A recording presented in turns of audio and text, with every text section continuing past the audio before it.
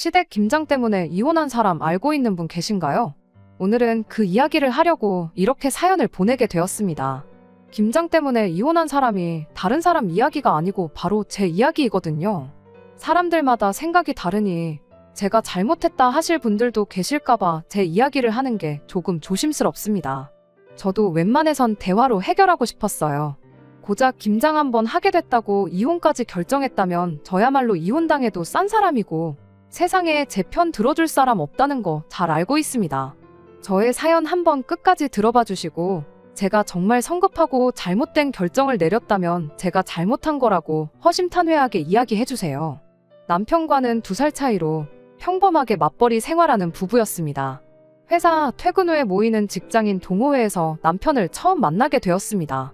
동호회 안에서도 유일하게 미혼인데다가 연애도 안 하고 있던 2사람이었기에 자연스럽게 가까워지게 되었어요. 동호회 사람들이 둘이 잘 어울린다. 혼자인 사람들끼리 잘해보는 게 어떠냐 부추긴 것도 있었지만 연애를 시작할 당시에는 같은 분야에 관심을 가지고 동호회 활동까지 참석하던 저희였기에 그만큼 빠르게 친해질 수 있었어요. 거기에 저나 남편이 둘 다 30대 중반으로 나이가 있는 편이다 보니 연애 시작하고 얼마 지나지 않아서 결혼관에 대한 이야기까지 주고받게 되었을 정도로 진척이 빠른 편이었죠. 각자 결혼을 그 나이 먹도록 하지 않았던 이유는 달랐습니다. 남편은 20대 후반때쯤 결혼 이야기가 오가던 연애 상대가 있었다고 해요. 양가 허락을 받는 과정에서 이야기가 잘 풀리지 않아서 상견례도 하기 전에 결혼이 엎어졌다고 합니다. 그 뒤로 어쩌다 보니 아직도 결혼을 못하고 있던 상황이었다고 해요. 그 여자를 잊지 못해 결혼을 안 한 건 아니었다고 해명 아닌 해명을 해줬는데 사실 알아서 썩 좋을 거 하나 없는 이유였다 보니 그 부분이 조금 신경이 쓰이긴 했지만 제가 괜히 호기심에 꼬치꼬치 캐묻다가 알게 된 사실이니 그걸 걸고 문제 삼지는 않았어요. 상견례도 가기 전에 결혼이 엎어지게 된 건 당시 남편의 문제도 있었겠지만 시부모님 때문에 그랬다는 걸 깨닫게 된 건 애석하게도 결혼을 하고 나서였고요. 그때 한번 아들 혼사 자리를 망쳐놓은 전적이 있다 보니 저랑 결혼할 때는 식 올리기 전까지 제가 알 수 없게 본 모습을 숨겼던 거구나 싶을 때도 있어요. 제가 결혼을 안 한 이유는 남편보다는 훨씬 단순한 이유였습니다. 그냥 일하는 게 좋았어서 연애도 만남도 뒷전이고 일에만 열중하다 보니 그렇게 되었던 거죠. 제가 결혼에 관심이 없거나 뜻이 없던 건 절대 아니었어요. 친정어머니께서도 제가 결혼만 한다면 아들한테 해주는 것보다 사위한테 훨씬 더 잘해주겠다 하실 정도로 제 결혼을 바라고 계셨고 저 또한 그런 저희 어머니 기대를 저버리고 싶은 마음은 없었어요. 친정어머니가 걱정하신다고 결혼을 해야겠다 생각했던 건 아니었고요. 일에 열중하면서 회사에서도 어느 정도 자리를 잡고 능력도 인정받고 하다 보니 여유가 생기게 되었고 여유가 생기니 자연스럽게 안정적이고 행복한 가정을 꾸리고 싶은 마음이 굴뚝 같았습니다. 제 앞가림 제가 스스로 할 수 있는 상황에 결혼이라는 게 제가 마음만 먹으면 언제든 할 수 있는 것이라고 생각했는데 막상 회사에서 인정받고 제 가치가 올라간 만큼 상대방이 저를 부담스러워 한다는 느낌을 지울 수가 없었어요. 거기에는 제 나이도 한몫했을 거라 생각하고요. 배우자를 선택함에 있어 서로 조건만 따지는 그런 사이보다 연애 결혼을 하고 싶었던 제 욕심도 있었죠. 물론 남편하고도 연애 시작하고 2달도 채 지나지 않아 결혼 이야기가 오고 가긴 했지만 어쨌든 시작은 연애부터였으니 나름 다르다고 생각했고 같은 동호회에서 만난 만큼 취미나 관심 분야를 공유할 수 있었으니 이왕 하는 결혼이라면 마음도 잘 맞는 사람과 하는 게 좋겠다는 생각도 있었죠. 2사람 다 나이가 있었다 보니 양가 도움은 하나도 받지 않고 반반 결혼을 할 수 있었습니다. 남편 명의로 대출이 남아있는 집이 있어서 제가 모아놓은 돈으로 대출금 싹 다 정리해버렸고 공동 명의로 돌린 뒤에 그 집에 그대로 신혼살림을 차렸어요. 남편은 자기가 집을 해왔다고 하는데 대출금에 그 집에 들어간 혼수부터 결혼식 비용까지 액수로만 따지고 보면 반반 결혼한 거나 마찬가지였습니다. 저나 남편이나 벌이도 서로 비슷했고 양가 형편도 똑같다고 할 수는 없지만 노후 준비도 다 되어 있었던지라 정말 결혼하고 둘이 잘 살기만 하면 되는 거였어요. 남들보다 늦은 결혼이었던 만큼 보란듯이 잘 살고 싶은 마음뿐이었는데 세상일 참 마음먹은 대로 되지 않네요.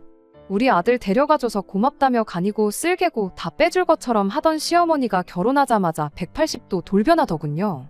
그리고 그때 남편이 20대 시절 결혼 이야기까지 오갔던 상대방과 상견례도 하기 전에 엎어지게 된 게 다른 게 아니라 시어머니한테 이유가 있다는 걸 깨닫게 되었고요. 저희 결혼이 액수로만 따진다면 반반 결혼이나 마찬가지였는데 그때 정확하게 장부라도 적어놓을 걸 그랬습니다. 홍기 놓친 아들을 구원해줬다며 결혼만 해주면 뭐든 다 해주신다던 분이 저를 얕잡아보기 시작했어요. 남편 명의였던 집을 공동명으로 바꿨다는 사실을 알고는 그때부터 저를 아들이 이뤄놓은 성공에 밥숟가락 얹어 사는 거머리 취급을 하더라고요. 결혼을 미끼로 당신들한테 한마디 없이 아들 명의의 집을 공동명의로 바꿔놓으니까 좋냐는 식이었죠. 그때는 그래도 신혼이다 보니 남편이 제 편을 들어줬어요. 제 편을 들어준 것도 사실 따지고 보면 아니죠. 사실을 있는 그대로 설명했을 뿐이니까요. 결국 따지고 보면 똑같은 돈 들여서 결혼한 건데 왜 그러시냐며 제 편을 들어줬는데 시어머니는 그것마저도 당신한테 말대꾸 한 번 한 적이 없던 순하디 순한 아들이 여자 하나 잘못 만나서 지 엄마한테 대든다고 받아들이셨던 거죠. 남편이 제 편을 들어주는 만큼 시어머니는 저를 고깝게 보기 시작했고요. 그래도 남편이 중간에서 버티고 있어주니 저한테 더 무슨 소리를 할 수는 없었는데 그걸 유치하게 시집살이로 복수하기 시작하더라고요. 모시고 살았던 게 아니다 보니 직접적인 시집살이는 아니었지만 일주일에 두세 번씩 안부 전화를 하라던가 하는 어이없는 요구부터 연락도 없이 신혼집 문 따고 들어와서는 살림 간섭을 한다던가 잔소리를 한다던가 하는 식으로 말이죠.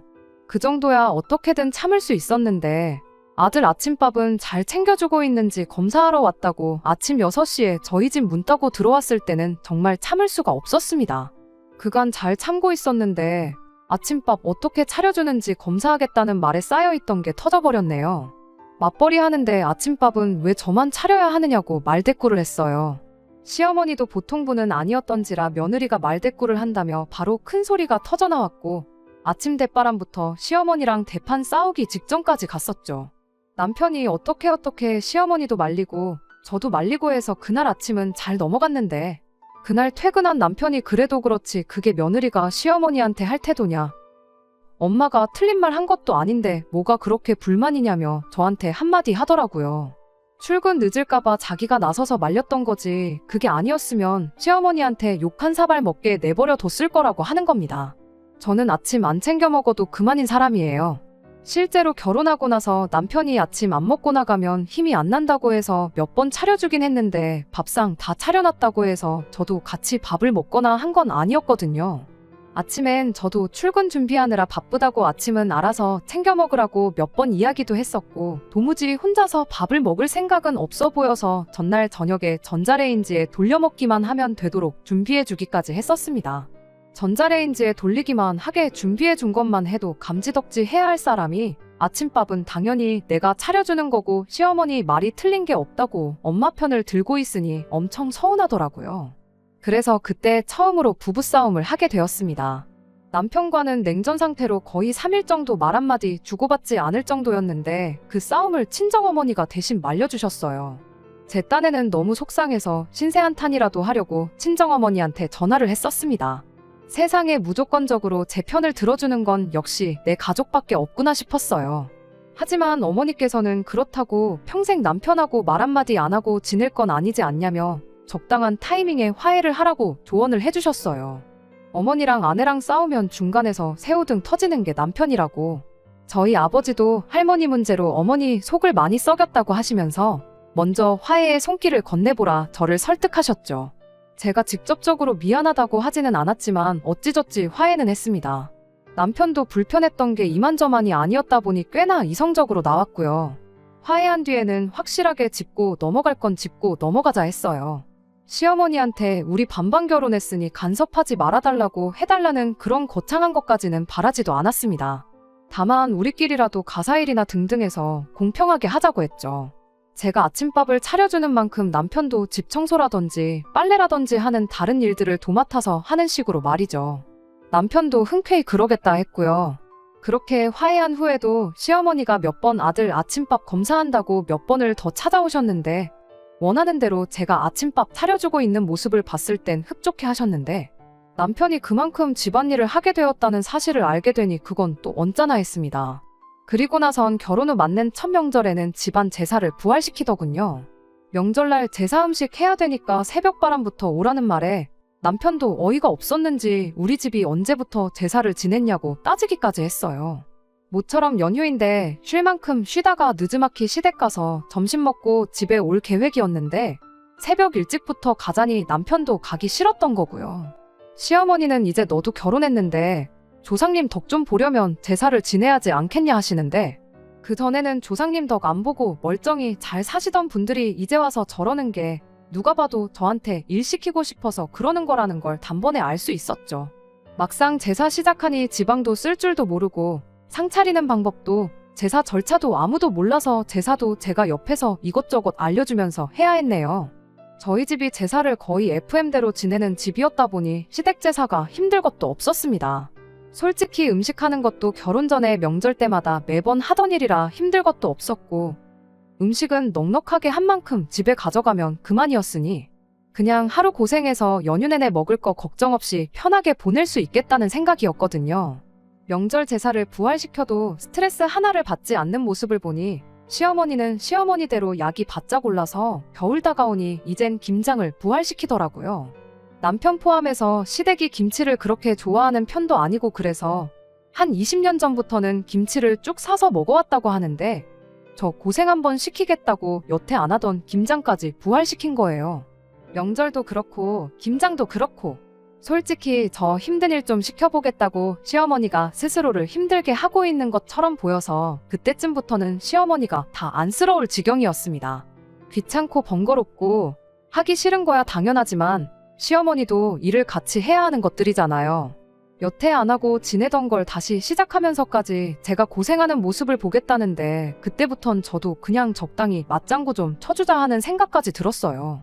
그런데 또 김장날이라고 미리 날짜까지 다 정해놓고 배추도 나름 30포기나 준비하셨던 모양인데 막상 첫 해 김장에 저는 참석하지 못했습니다. 마침 제가 회사에서 해외 출장 스케줄이 생기게 되었거든요. 출장 기간만 무려 3주나 되는 장기 출장이었고 회사에서도 이중언어가 되는 사람이 저밖에 없었다 보니 제가 김장 때문에 못 간다고 할 수도 없는 상황이었죠. 김장날 맞춰서 시댁으로 배추며 속재료며 전부 싹 다 배달받기로 되어 있었는데 저는 김장 시작도 하기 전에 해외 출장을 가게 되면서 결국 시어머니 혼자서 그 배추들을 다 처리하셔야 했어요. 처음 남편과 부부싸움을 했던 이후로 제 나름대로 일을 더 크게 만들지 않고 어느 정도 맞장구 쳐주면서 합리적인 방법으로 헤쳐나가고 있다 생각했어요. 처음에는 못마땅하고 스트레스를 많이 받았었지만 이 정도 시집살이면 충분히 견딜만하다 싶었습니다. 저희 어머니가 할머니한테 당했던 거 생각해보면 이건 시집살이 축에도 못 낀다고 생각했고 남편이 적절한 순간에 중간 역할만 잘해주면 10년이고 20년이고 너끈히 해낼 수 있겠다 생각했었죠. 부활시켰던 제사도 돌아온 명절에는 다시 안 하기로 정해졌었고요. 제사가 없어지면서 시어머니도 저를 괴롭히는 걸 포기했나 싶었거든요. 요상한 시집살이도 사라졌고 이제 진짜 행복하게 잘 사는 일만 남았다고 생각했는데 10년은 커녕 결혼한 지 두 번째 해를 맞던 작년에 결국 이혼을 결심하게 되었습니다. 작년 이맘때쯤 일이었어요. 아침 출근 준비로 한참이던 때에 배달기사님이 초인종을 누르더라고요. 뭐 배달시킨 적이 기억이 없는데 저희 집 앞으로 20kg짜리 절임 배추 15상자가 배달이 온 거예요. 이게 다 무엇냐 이래저래 확인하니까 시어머니 이름으로 주문돼서 저희 집으로 배달이 되었더라고요.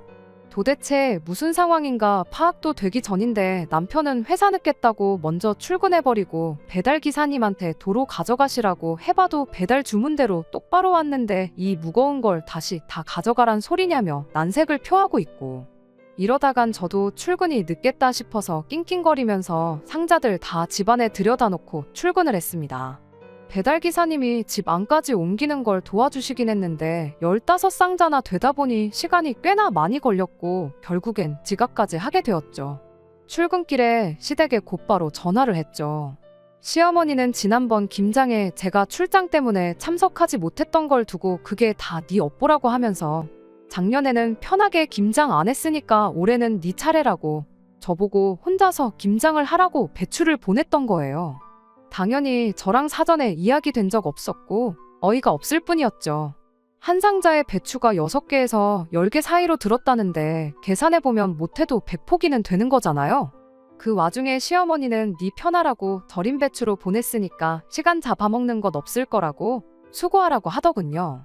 작년에 시댁 김장 30포기 했어요. 올해는 왜 100포기로 늘어났는지도 알 수가 없고요. 솔직히 김치가 워낙에 맛없게 돼서 작년에 저희도 3포기 받아왔는데 아직도 김치냉장고에 2포기 그대로 남아있어요.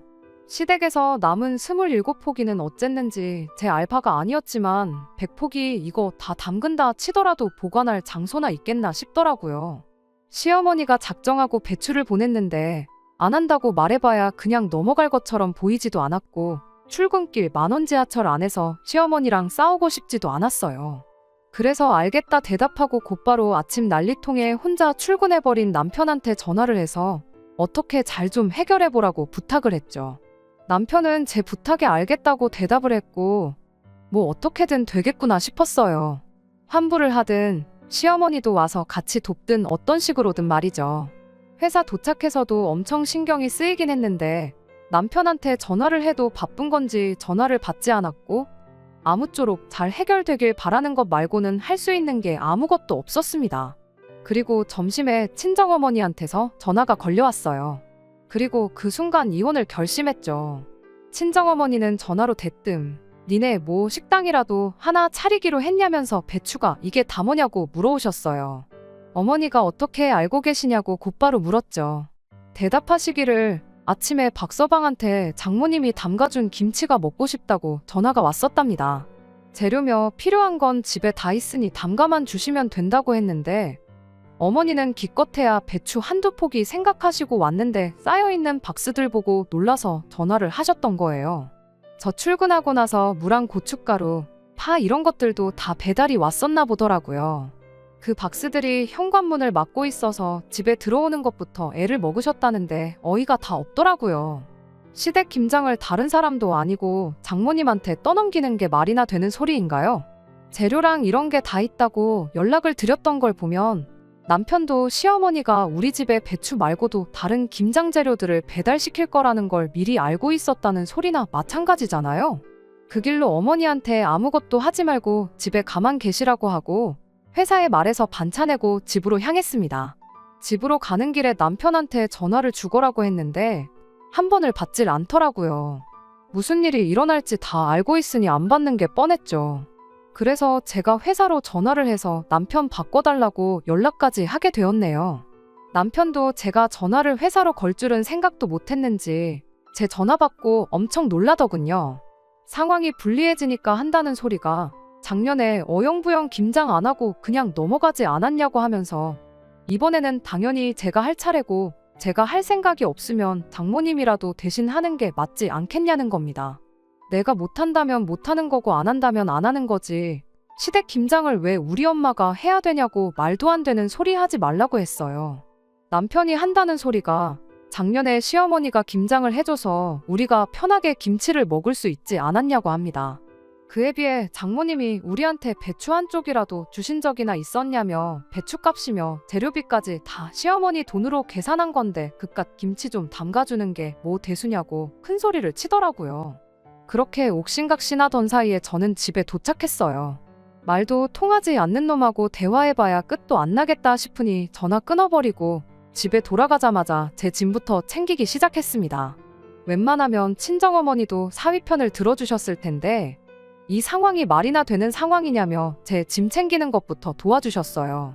그대로 가자니 썽이 안 차서 시어머니 돈으로 계산했다던 배추랑 속재료들 낑낑거리며 다시 다 밖으로 꺼내놓고 이웃분들한테 필요하신 분 있으면 가져가시라고 전부 나눠주고 나서 친정에 도착했네요.